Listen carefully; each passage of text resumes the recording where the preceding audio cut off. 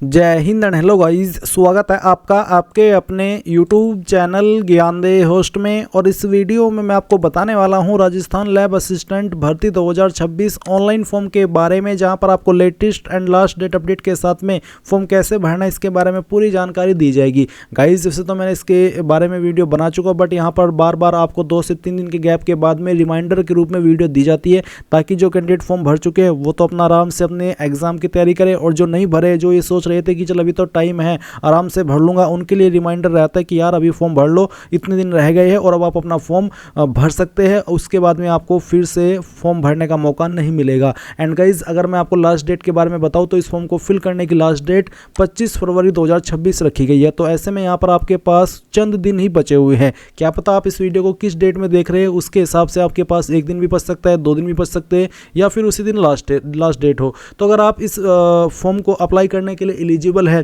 तो इस वीडियो को देख करके फॉर्म भर लीजिए। चलिए शुरू करते हैं। अगर आपने अभी तक वीडियो को लाइक शेयर नहीं किया हो तो कर दे, और चैनल को सब्सक्राइब करके बेल आइकन ऑन कर ले। फिर जो लिंक मैंने वीडियो को डिस्क्रिप्शन में दिया इसको ओपन कर लेंगे। जानने को मिलेगा कि 804 पोस्ट निकाली गई है। एंड यहाँ पर गाइज इसमें जनरल ओबीसी के लिए 600 रुपये फीस है, ओबीसी एनसीएल के लिए 400, SC ST के लिए 400, और अगर फॉर्म के अंदर कोई गलती हो जाती है तो करेक्शन चार्ज 300 रुपये है।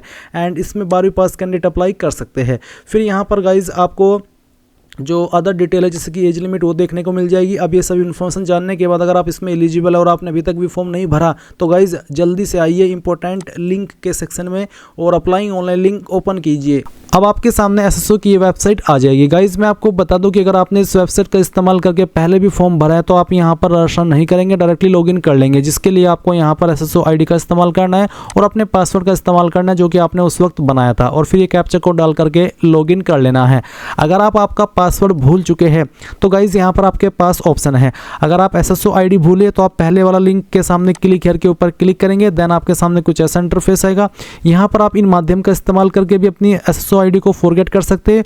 और एक और विकल्प है जो कि आप अपने रजिस्टर्ड नंबर का इस्तेमाल करके मैसेज कर सकते हैं, SMS कर सकते हैं इस नंबर पर जो यहाँ पर दिया गया है, और मैसेज में लिखना है RJ SSO एंड आपको इस नंबर के ऊपर सेंड कर देना है। देन आपको रिटर्न में एक मैसेज मिलेगा जहाँ पर आपको आपके SSO आईडी देखने को मिल जाएगी। और बाकी भी आपके यहाँ पर कई ऑप्शन है जैसे कि सिटीजन, उद्योग, गवर्नमेंट एम्प्लॉय, जन आधार, आधार, गूगल, इनमें से किसी भी माध्यम का इस्तेमाल करके आप आपकी SSO आईडी फॉरगेट कर सकते हैं। अगर आप पासवर्ड भूले तो फॉरगॉट पासवर्ड के ऊपर क्लिक करके यहाँ पर आपकी जो SSO आईडी है वो एंटर करेंगे। फिर आप सेलेक्ट करेंगे कि आप किसके माध्यम से OTP चाहते हैं, मोबाइल या ईमेल, जो भी माध्यम आप सेलेक्ट करेंगे उसी का आपको यहाँ पर मेंशन करना है और कैप्चा कोड डाल करके सबमिट करना है।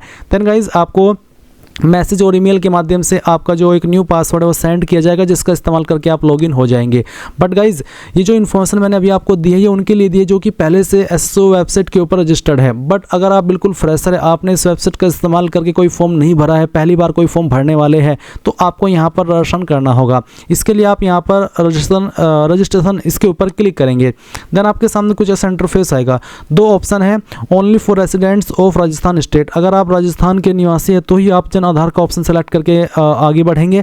अगर आप यहाँ पर राजस्थान से भी है और आप किसी अन्य स्टेट से भी है तो आप यहाँ पर जो गूगल का माध्यम है ये सेलेक्ट करेंगे। तो यहाँ पर आपको गूगल के ऊपर क्लिक करना है। इसके बाद में गाइज आपको आपकी ईमेल आईडी सेलेक्ट करनी है जिसके माध्यम से आप यहाँ पर साइन इन होना चाहते हैं। जैसे आप अपनी ईमेल आईडी डालेंगे और फिर उसका पासवर्ड डालेंगे तो आपके सामने इस तरह का इंटरफेस आएगा। आप यहाँ पर कंटिन्यू इसके ऊपर क्लिक कीजिएगा। इसके ऊपर क्लिक करने के बाद में यहाँ पर थोड़ी सी प्रोसेसिंग होगी और आपको आपकी एसएसओ की वेबसाइट के ऊपर रिडायरेक्ट किया जाएगा जहां से आपने फॉर्म फिल करना स्टार्ट किया था। और अब आपके सामने यहाँ पर कुछ ऐसा इंटरफेस आएगा जैसे कि आप वीडियो में देख सकते हैं। यहाँ पर आपकी जो एसएसओ आईडी है, यूजर नेम है, वो ऑटोमेटिकली जनरेट हो चुका है जैसे कि आप देख सकते हैं। अब आपको यहाँ पर एक पासवर्ड बनाना है। पासवर्ड आपका कैसा हो उसका आप डेमो देख लीजिए। पासवर्ड के अंदर इंग्लिश का कैपिटल लेटर, स्मॉल लेटर, साथ ही जो आपका स्पेशल कैरेक्टर है वो भी आपको यहाँ पर यूज करना है। जैसे कि मैं आपको यहाँ पर यूज करके दिखा रहा हूँ। कुछ इस तरह का आपको पासवर्ड बना लेना है जिसमें कि कैपिटल लेटर भी हो, स्मॉल लेटर भी हो, स्पेशल कैरेक्टर भी हो और डिजिट भी हो। कुछ इस तरह का जब आप पासवर्ड बनाएंगे तो आप यहाँ पर उसको दोबारा डालेंगे, और फिर यहाँ पर दोबारा डालने के बाद में आप यहाँ पर देख सकते हैं मोबाइल नंबर और ईमेल एड्रेस। मोबाइल नंबर भी आप यहाँ पर अपना फिल कर दीजिए जो कि आप यहाँ पर यूज कर रहे हैं, और उसके बाद में आप यहाँ पर नीचे की तरफ आएंगे और रजिस्टर के ऊपर क्लिक कर देंगे। अब आपका जो रजिस्ट्रेशन है वो सक्सेसफुल हो चुका है, और सक्सेसफुल हो जाने के बाद में इस तरह का इंटरफेस आएगा। यहाँ पर अब आपको लॉगिन करना है। अभी जो आपको एसएसओ आईडी या फिर यूजर नेम मिला है वो आप यहाँ पर डालेंगे जो पासवर्ड अभी आपने बनाया अपनी मर्जी से वो यहाँ पर फिल करेंगे और कैप्चा कोड डालेंगे और लॉगिन कर लेंगे। नाउ आपके सामने कुछ ऐसा इंटरफेस आएगा जैसे कि वीडियो में आप देख पा रहे हैं। यहाँ पर आपको कुछ और जानकारी देनी है, जैसे कि आपका जो डेट ऑफ बर्थ है वो क्या है। आप यहाँ पर कैलेंडर के ऊपर क्लिक करेंगे और जो भी आपके बर्थ का ईयर है वो आपको यहाँ पर सिलेक्ट कर लेना है। फिर यहाँ से आप आपका जो मंथ है वो सिलेक्ट कर लेंगे और फिर यहाँ पर जो डे है वो भी आपको सिलेक्ट कर लेना है। देन गाइज आप देखेंगे जेंडर, तो जो आपका जेंडर है वो आप यहाँ पर सिलेक्ट कर लेंगे, मेल या फीमेल। उसके बाद में आप यहाँ पर नीचे देख सकते हैं पोस्टल एड्रेस का ऑप्शन है, तो जो आपका पोस्टल एड्रेस है वो आप यहाँ पर कंप्लीट डाल देना और उसके बाद जो पोस्टल कोड है वो आप यहाँ पर फिल कर देना। फिर आपकी जो सिटी डिस्ट्रिक्ट है वो कौन सी है उसका नाम आपको यहाँ पर एंटर कर देना है। एंड देन जो आपकी स्टेट है वो भी आप यहाँ पर सेलेक्ट कर लेंगे। उसके बाद आप देखेंगे जन आधार आईडी या फिर इनरोलमेंट आईडी अगर आपके पास है तो दे दीजिए, नहीं तो आप इसको खाली छोड़ दीजिए। आधार वर्चुअल आईडी अगर आपके पास है तो दे दीजिए, नहीं तो आप इसको भी खाली छोड़ देंगे। फिर उसके बाद में आप यहाँ पर नीचे क्या करेंगे, सभी जानकारी को चेक करते हुए अपडेट के ऊपर क्लिक करेंगे। अब गाइज आपके सामने कुछ इस तरह से ऐप्स आ जाएंगे। आपको यहाँ पर क्या करना है, आपको क्विक सर्च के अंदर REC लिखना है और फिर जो आप REC लिखेंगे तो आपके सामने रिक्रूटमेंट पोर्टल आएगा। आप रिक्रूटमेंट पोर्टल के ऊपर क्लिक करना। इसके ऊपर क्लिक करने के बाद में यहाँ पर इस तरह का इंटरफेस आ जाएगा और आपको बोला है कि OTR मैंडेटरी यानी कि OTR करना अनिवार्य है। तो आप क्या करेंगे, ओके कर देंगे और ओके करने के बाद में आपको यहाँ पर OTR करने के लिए आगे बढ़ना है। इसमें आप यहाँ पर देख सकते हैं कि कुछ इस तरह से जानकारी आपको देनी है। आपसे एक सवाल पूछे, are you a resident, Rajasthan resident, क्या आप राजस्थान के निवासी, अगर है तो यस, नहीं तो आप नो करेंगे। यस करने पर फिर आपको यहाँ पर वेरिफिकेशन टाइप में सिलेक्ट करना है कि जन आधार, आधार या फिर SSO, किस माध्यम से आप यहाँ पर आपका वेरिफिकेशन करना चाहते हैं। जो भी आप माध्यम सेलेक्ट करेंगे वो आप यहाँ पर सेलेक्ट कर ले। जैसे कि मैंने आधार सेलेक्ट किया तो आप आधार नंबर डालेंगे और वेरीफाई के ऊपर क्लिक करके इसको वेरीफाई कर देंगे। इसके बाद आपके सामने इस तरह का इंटरफेस आएगा डिक्लेरेशन, आप यहाँ पर टिक करिएगा और टिक करने के बाद में आप अप्लाई के ऊपर क्लिक करिएगा। अप्लाई के ऊपर क्लिक करने के बाद में यहाँ पर इस तरह से आपके सामने आएगा। अब आप यहाँ पर इनके ऊपर टिक कर दीजिए और इसके ऊपर टिक करने के बाद में have you generated TOTP in M Aadhaar mobile app, तो आप यहाँ पर यस करिए अगर आपने TOTP इसमें जनरेट किया हुआ है। और नीचे अगर आप यहाँ पर नो कर देते तो आता है कि मेरे पास पहले से एक वैध आधार OTP TOTP है, अगर है तो आप कर दें, नहीं तो आपको यहाँ पर ये सेकंड वाला ऑप्शन टिक नहीं करना है, आपको सिर्फ पहले वाला ही टिक करना है और उसके बाद में OTP भेजे इसके ऊपर क्लिक करना है। इसके ऊपर क्लिक करने के बाद में गाइज यहाँ पर जो आपने आधार कार्ड के साथ में मोबाइल नंबर रजिस्टर किया हुआ है उसके ऊपर एक OTP सेंड किया जाएगा। वो OTP आप यहाँ पर डालेंगे और प्रमाणीकरण करें इसके ऊपर क्लिक करेंगे। फिर आप देखेंगे जनरल डिटेल, जहाँ पर आपको कैंडिडेट का नाम देना है, तो जो भी कैंडिडेट का नाम है वो आप यहाँ पर एंटर कर देंगे। पहले आपको यहाँ पर कैंडिडेट का जो पूरा नाम है वो एंटर कर देना है। फिर आपको यहाँ पर कैंडिडेट का पूरा नाम हिंदी के अंदर लिखना है। अगर आपको यहाँ पर हिंदी में लिखने में कोई इशू हो रहा है तो गाइज आप कहीं और पर हिंदी में अपना नाम लिख करके उसको पेस्ट कर देना। चलिए मैं यहाँ पर लिख करके दिखाता हूँ कि कैसे आपको आपका नाम यहाँ पर लिखना है। तो मैंने इसको यहाँ पर इस तरह से लिखा और फिर यहाँ पर आप इसको इस तरह से लिख देंगे। ये लिखने के बाद में आप देखेंगे जेंडर, तो आपको आपका जेंडर सेलेक्ट कर लेना है। फिर डेट ऑफ बर्थ क्या है वो डेट ऑफ बर्थ आपको यहाँ पर सेलेक्ट करनी है, जो भी है आपकी। आप यहाँ पर इस तरह से कैलेंडर में भी क्लिक करके सेलेक्ट कर सकते हैं और ख़ुद से भी आप यहाँ पर इस तरह से भर सकते हैं। ये भरने के बाद में आप यहाँ पर देखेंगे फादर नेम, तो सेम वे में आपको यहाँ पर आपके पिता का नाम एंटर करना है, जो भी आपके पिता का नाम है। और उसके बाद आप देखेंगे फादर नेम इन हिंदी, आपको हिंदी के अंदर पिता का नाम देना है। माताजी का नाम देना है, माताजी का नाम फिर आपको हिंदी के अंदर देना है। मोबाइल नंबर डाल देना है, मोबाइल नंबर के अलावा आपको व्हाट्सअप का मोबाइल नंबर देना है। अपनी ईमेल आईडी यहाँ पर डालनी है। कास्ट कैटेगरी आपकी कौन सी है वो आपको यहाँ पर सिलेक्ट कर लेनी है। उसके बाद में आपका रिलीजन क्या है वो रिलीजन आप सिलेक्ट कर लेंगे। मैरिटल स्टेटस क्या है वो आपको यहाँ पर सेलेक्ट कर लेना है। फिर आपको यहाँ पर अगर आप मैरिटल स्टेटस में अनमैरिड के अलावा कोई और स्टेटस देते हैं जैसे कि मैरिड, तो आपको बताना हो कि number of living children before after 1/6/2002, यानी कि जो बच्चे हैं आपके जीवित 1/6/2002 से पहले कितने हैं और 1/6/2002 के बाद में कितने हैं। विजिबल बॉडी मार्क के अंदर आपको बताना है कि आपकी बॉडी के ऊपर अगर कोई निशान है तो आपको उस निशान के बारे में देना होगा। ये निशान आपका जलने का हो सकता है, कटने का हो सकता है या फिर बर्थ मार्क भी हो सकता है। फिर आर यू स्पेशली एबल्ड, यानी कि आप दिव्यांग हैं, अगर हाँ तो यस, नहीं तो आप नो करेंगे।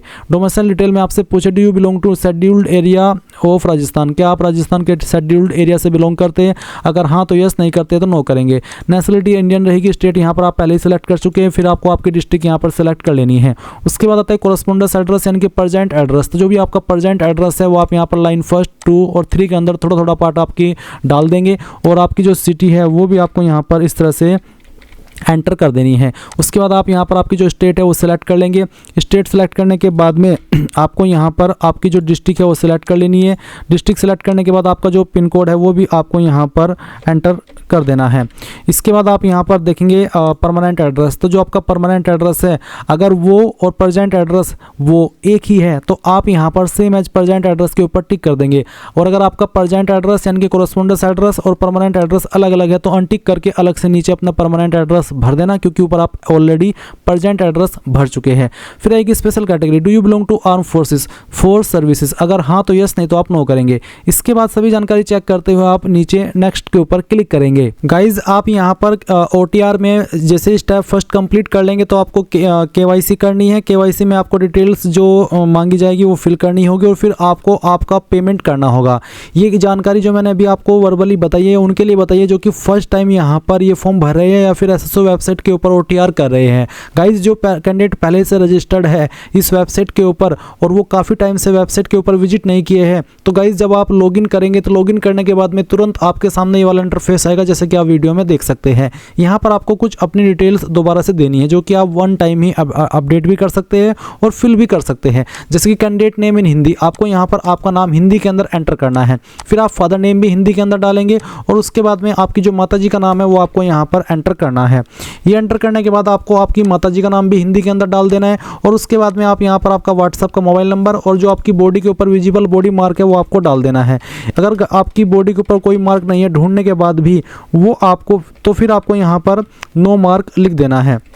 तो जहाँ पर भी आपकी बॉडी के ऊपर निशान है वो निशान के बारे में आप यहाँ पर लिख देना। उसके बाद मैरिटल स्टेटस क्या है, अनमैरिड, मैरिड, डाइवोर्स्ड, रीमैरिड या विडोवर, जो भी है वो आप सेलेक्ट कर लीजिए। अगर आपका मैरिटल स्टेटस अनमैरिड के अलावा मैरिड है तो फिर आपको ये बताना होगा आपके पति या पत्नी का नाम क्या है, साथ ही स्पाउस फादर नेम यानी कि आपके पति पत्नी के पिता का क्या नाम है, आपकी मैरिज डेट क्या है, साथ ही नंबर ऑफ चिल्ड्रन, आपके जो बच्चे हैं 1/6/2002 से पहले कितने हैं और 1/6/2002 के बाद कितने हैं। पहले तो आप लिखेंगे जो कि 1/6/2002 से पहले पैदा हुए हैं और फिर लिखेंगे 1/6/2002 के बाद में कितने पैदा हुए हैं।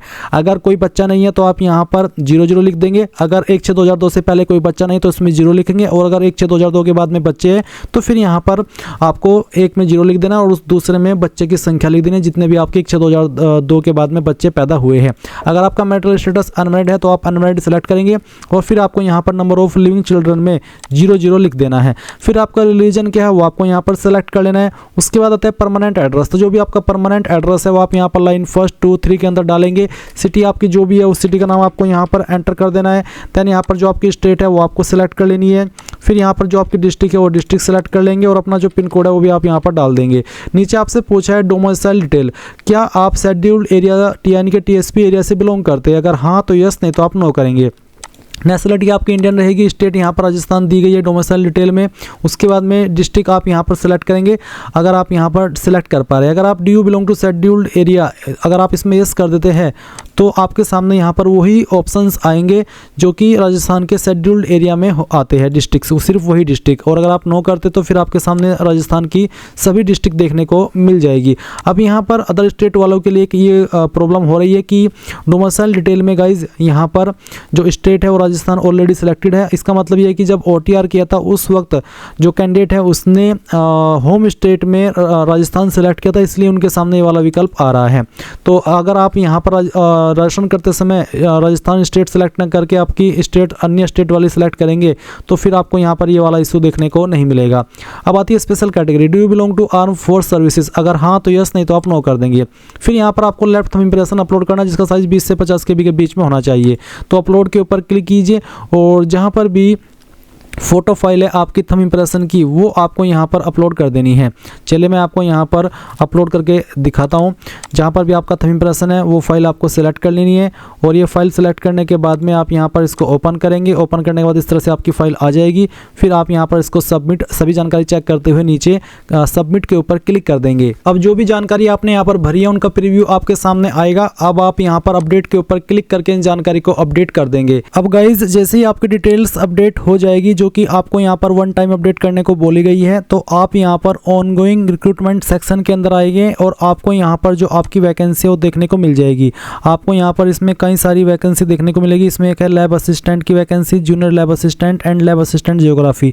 आप अप्लाई नाउ के ऊपर क्लिक करेंगे। गाइज यहाँ पर मैं जो आपको जानकारी आगे दे रहा हूँ ये मैं आपको एक अन्य वीडियोस के माध्यम से दे रहा हूँ एजुकेशनल पर्पज़ के रूप में। वो इसलिए क्योंकि गाइज जो मैंने इसमें OTR करके रखा हुआ था और फिर जब मैंने उसमें फीस भी पे की हुई थी, बट जो मैंने कई सारे फॉर्म पर आपको वीडियो बना करके दिखाई और मैंने उनमें फाइनल सबमिट तक आपको अप्लाई करके दिखाया, बट वो एग्ज़ाम अटैम्प्ट नहीं किए। तो ऐसे में यहाँ से मेरे से जो पेनल्टी फीस है एग्ज़ाम मिस करने की वो ली जा रही है, जो कि बहुत बड़ा अमाउंट है, 2000 प्लस है, क्योंकि बहुत सारे फॉर्म भर करके दिखाए हुए हैं। तो ऐसे में यहाँ पर मैंने OTR की फ़ीस भी पे कर दी और ऊपर से यहाँ पर इतना बड़ा अमाउंट मैं पे नहीं कर सकता।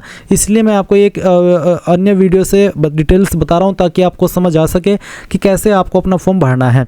तो यहाँ पर गाइज आप जैसे ही अप्लाई नाउ पर क्लिक करेंगे आपके सामने सिलेक्ट पोस्ट का ऑप्शन आएगा। आप lab assistant, junior lab assistant या लैब असिस्टेंट जियोग्राफी सिलेक्ट करेंगे कि आप इनमें से किस पोस्ट पर अप्लाई करना चाहते हैं। ये आपकी फुल्ली चॉइस है। जैसे आप कोई भी पोस्ट एक सेलेक्ट कर लेंगे उसके बाद में आपके सामने जो आपकी बेसिक डिटेल है वो इस तरह से आ जाएगी जैसे कि आपके सामने है। यहाँ पर जो जानकारी आपने OTR के अंदर भरी है वो जानकारी आपको यहाँ पर भरी हुई दिखेगी और कुछ जानकारी आप यहाँ पर खुद से भी भर पाएंगे। जैसे कि यहाँ पर एड्रेस की इन्फॉर्मेशन है। एड्रेस में आपसे पूछा जाएगा कि आप यहाँ पर किस डिपार्टमेंट को एक सवाल आएगा, इस सवाल का आपको आंसर देना होगा। मैं सवाल सही से देख नहीं पा रहा हूँ, नहीं तो आपको एक्सप्लेन अच्छे से कर देता। अगर आपको कोई इसमें कन्फ्यूजन होगा तो आप कमेंट के माध्यम से पूछ लेना। फिर आपके सामने एड्रेस आएगा। ये सभी इन्फॉर्मेशन चेक करने के बाद आप यहाँ पर इसमें यस कर देना। फिर आपके सामने इस तरह से पर्सनल डिटेल आ जाएगी जहाँ पर पूछा कि क्या आप इंडिया के अंदर किसी अन्य कंट्री से सेटल हुए, अगर हाँ तो यस, नहीं तो आप नो कर देंगे। फिर उसके बाद में यहाँ पर कुछ और सवाल है जैसे कि आपसे पूछा कि आप भूतपूर्व सैनिक है, अगर आप भूतपूर्व सैनिक है तो यस करना, नहीं तो आप यहाँ पर नो कर देंगे। क्या आप एक उत्कृष्ट खिलाड़ी है, अगर है तो यस, नहीं तो यहाँ पर भी आप नो करेंगे। क्या आप मौजूदा राज्य सरकार के कर्मचारी जो कि परमानेंट होने चाहिए ऐसे कैंडिडेट है, तो अगर हाँ यस, नहीं तो आप नो करेंगे। फिर क्या आपको एनी एडिशनल रिलेक्शन चाहिए एज के अंदर, जो कि आप यहाँ पर सिलेक्ट 1 के ऊपर क्लिक करके सिलेक्ट कर सकते हैं कि किसके तहत आपको चाहिए, जैसे कि ex prisoner, NCC cadet, instructor, retired, retrenched government employee. नहीं तो अगर इनमें से किसी कैटेगरी के तहत आपको चाहिए आप सिलेक्ट कर लें, नहीं तो आप नॉट एप्लीकेबल के ऊपर क्लिक करेंगे। इसके बाद गाइज आप यहाँ पर नीचे नेक्स्ट के ऊपर क्लिक कर देंगे। नेक्स्ट के ऊपर क्लिक करने के बाद में आपके सामने इस तरह से क्वालिफिकेशन एंड एक्सपीरियंस की जानकारी आएगी। आप यहाँ पर पहले तो इस ऑप्शन को टिक कर देना। फिर यहाँ पर जानकारी आप पहले से OTR के अंदर अगर भर चुके हैं तो आप यहाँ पर भरी हुई इन्फॉर्मेशन देखेंगे जिसमें कि आपको बताना होगा कि आपका एजुकेशन टाइप क्या है। सब्जेक्ट डिटेल में आप नॉट एप्लीकेबल लिखेंगे 10th वाले सेक्शन में। फिर आपका जो 10th का बोर्ड का नेम है वो आप यहाँ पर डालेंगे। नंबर आपके किसके अंदर थे वो माध्यम आप सेलेक्ट कर लेंगे। फिर किस साल के अंदर पास की है, कितने टोटल नंबर थे, कितने आए थे, परसेंटेज आपकी आ जाएगी। और डॉक्यूमेंट्स भी आप OTR करते समय पहले ही भर चुके होंगे। उसके बाद आप यहाँ पर 12वीं की इन्फॉर्मेशन सेम वे में भर देंगे जैसे कि आपने यहाँ पर 10th की भरी हुई है। फिर उसके बाद में आप देखेंगे राजस्थान स्टेट सर्टिफिकेट जिसमें कि आपको कंप्यूटर एप्लीकेशन की डिटेल देनी है। आपको यहाँ पर बताना कि कहाँ से आपने किया है, किसके अंदर आपके नंबर थे, किस साल के अंदर पास किया, टोटल मार्क्स क्या थे, कितने आपको आए थे। और डॉक्यूमेंट भी आप यहाँ से व्यू कर सकते हैं, यानी कि सभी डॉक्यूमेंट्स की इन्फॉर्मेशन यहाँ पर दी गई है। अब आप यहाँ पर जैसे ही नेक्स्ट के ऊपर क्लिक करेंगे आप इस ऑप्शन के ऊपर टिक करेंगे और सबमिट कर देंगे। सबमिट करने के बाद में आपके सामने यहाँ पर जो एक इंटरफेस आएगा वो कुछ ऐसा रहेगा जो कि बेसिकली आपका डॉक्यूमेंट्स का है। यहाँ पर आपका फ़ोटो, आपका सिग्नेचर इंग्लिश और हिंदी के अंदर दोनों में आपको देखने को मिल जाएगा। आपको इसको वेरीफाई करना है। साथ ही आप नीचे देखेंगे आपका थंब इम्प्रेशन भी दिया है। विजिबल बॉडी मार्क में जो भी आपकी बॉडी के ऊपर निशान है वो आप लिख देंगे। अगर आपकी बॉडी के ऊपर कोई मार्क नहीं है तो आप नो मार्क लिख देना। उसके बाद आप यहाँ पर नीचे नेक्स्ट के ऊपर क्लिक करेंगे। देन आपके सामने प्रेफरेंसेस का ऑप्शन आएगा। तो आप यहाँ पर किस डिपार्टमेंट को किस नंबर पर प्रेफरेंस देना चाहते हैं वो आप यहाँ पर आपकी चॉइस के अकॉर्डिंग इस तरह से सेलेक्ट कर लेंगे। जिसको आप पहले नंबर पर सेलेक्ट करेंगे वो पहले नंबर पर आएगी और जिसको दूसरे पर सेलेक्ट करेंगे वो दूसरे पर आएगी। तो ये आपकी फुल्ली चॉइस है कि आपको किस नंबर पर किस डिपार्टमेंट को प्रेफरेंस देनी है। जैसे ही आप यहाँ पर इन सभी को प्रेफरेंस दे देंगे तो आप नेक्स्ट के ऊपर क्लिक करेंगे। नेक्स्ट के ऊपर क्लिक करने के बाद आपके सामने आपके फॉर्म का प्रीव्यू आ चुका है। जो भी जानकारी शुरू से लेकर अभी तक भरी है वो आपके सामने है। आप सभी जानकारी अच्छे से चेक करके यहाँ पर डिक्लेरेशन में टिक करेंगे और फाइनल सबमिट कर देंगे। जैसे आप फाइनल सबमिट के ऊपर क्लिक करेंगे तो आपका फॉर्म फाइनल सबमिट हो जाएगा। और गाइज इसमें आपको कोई फीस भी पे नहीं करनी है, क्योंकि जैसे कि मैंने आपको बताया कि जब आप एक बार OTR करने के बाद फ़ी पे कर देते हैं तो वही आपकी फ़ी वन टाइम रहती है, उसके बाद कोई फीस पे करने की आवश्यकता नहीं पड़ती। तो इस तरह से गाइज आप लोग आपका जो राजस्थान लैब असिस्टेंट का फॉर्म है ये भर पाएंगे। आई होप ये प्रोसेस आपको पसंद आया होगा। अगर अभी भी कोई सवाल डाउट है तो कमेंट के माध्यम से पूछ लेना। Thanks for watching. जय हिंद।